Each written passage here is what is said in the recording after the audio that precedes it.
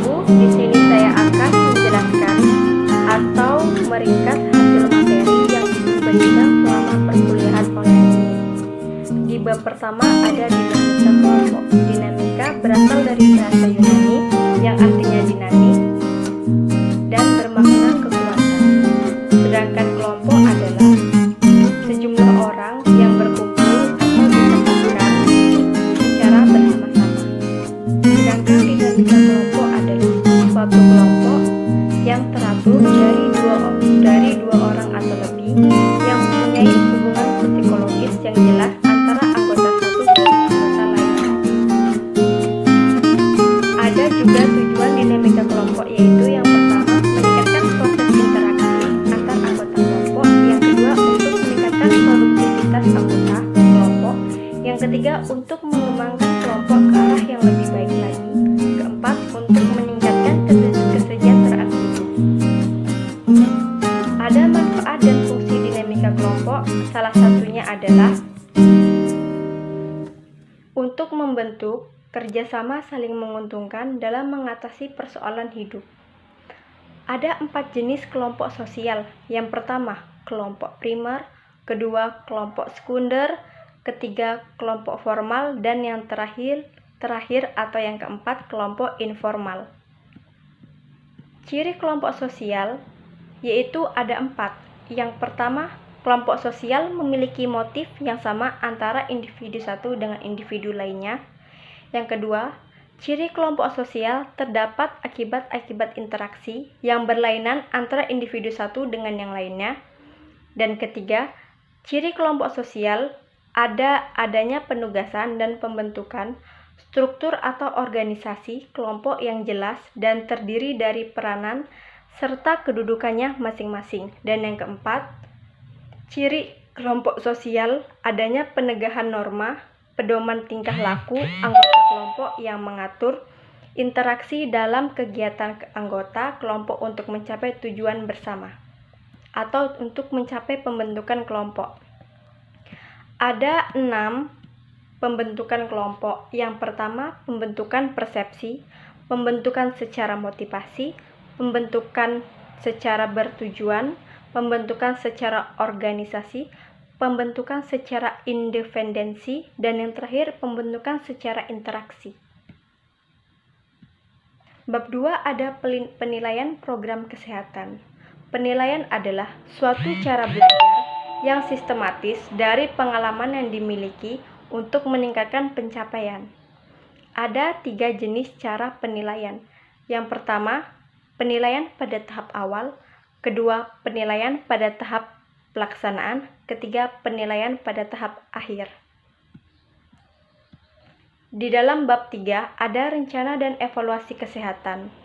Pengertian perencanaan menurut Hani Handoko 1997, yaitu ada pada jenisnya. Pemilihan sekumpulan kegiatan dan pemutusan yang berkaitan dengan apa yang harus dilakukan, bagaimana kita melakukan, kapan kita melakukan, dan siapa saja yang melakukannya. Sedangkan perencanaan adalah suatu kemampuan untuk memiliki satu kemungkinan dari berbagai kemungkinan yang tersedia dan dipandang paling tepat untuk mencapai suatu tujuan. Manfaat dari perencanaan antara lain yaitu yang pertama, sebagai pedoman pada tahap pelaksanaan dan evaluasi. Yang kedua, agar memudahkan kita untuk melaksanakan koordinasi. Yang ketiga, penempatan tanggung jawab secara lebih tepat lagi. Konsep lama perencanaan bersifat naluri dan dapat dilakukan secara spontan. Peramalan subjektif berdasarkan pengalaman masa lalu. Sedangkan konsep baru perencanaan merupakan proses mobilitas data dan bisa disengaja dan bersifat sistematik atau objektif.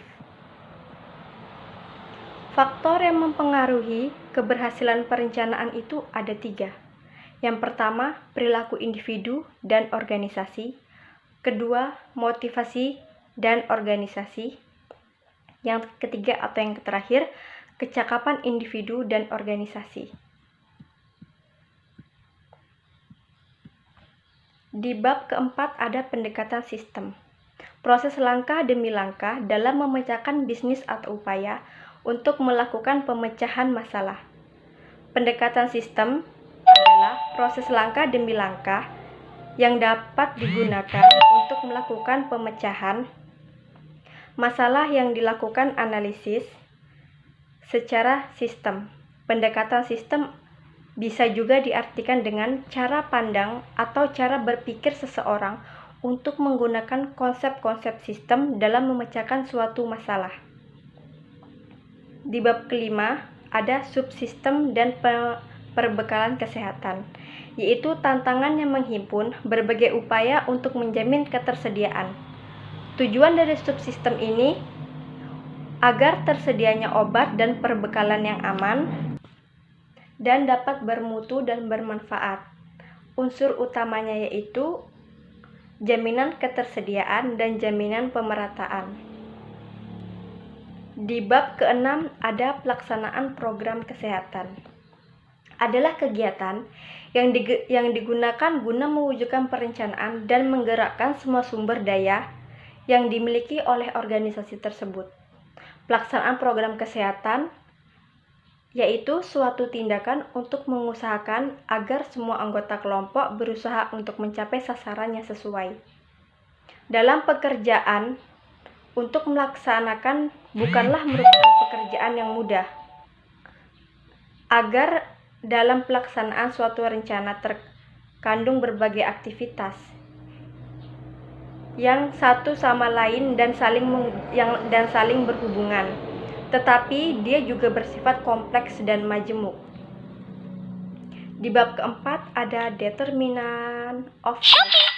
Kesehatan merupakan konsep yang kompleks, bisa mempunyai arti berbeda bagi individu atau etnis yang berbeda juga.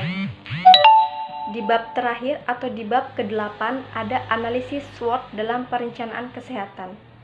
SWOT dapat diartikan atau disingkatkan dari lingkungan internal, strengths dan weakness, serta lingkungan eksternal atau opportunities dan threats yang dihadapi dunia bisnis. Analisis SWOT adalah identifikasi berbagai faktor untuk merumuskan suatu perusahaan yang kita jalani. Analisis SWOT dapat membandingkan antara faktor eksternal atau internal. Di dalam faktor eksternal ada yaitu peluang atau opportunities dan ancaman threats. Dengan faktor internal ini ada di dalamnya yaitu kekuatan atau strengths dan kelemahan weakness.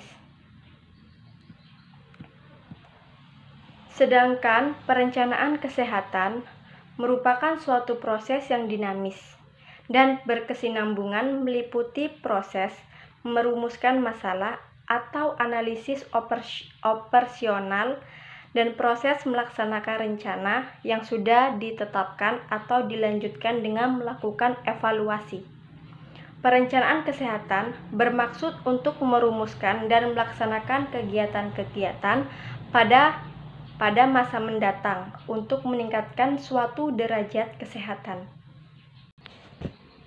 Ada strategi potensial untuk pertumbuhan. Pertimbangan untuk mencari suatu investor. Selanjutnya kita membuat rencana pemasaran. Karena suatu perusahaan ingin menjalankan strategi pemasaran yang khusus dan menargetkan atau mencari mahasiswa masyarakat agar mengembangkan rencana pemasaran yang lebih menarik. Sedangkan rencana pembukaan suatu perusahaan, bagian penting dari perencanaan pemasaran itu adalah pembukaan perdana. Dengan sasaran dan tindakan yang tepat dapat pengelolaan bisnis agar menjadi lebih baik lagi. Terima kasih. Wassalamualaikum warahmatullahi wabarakatuh.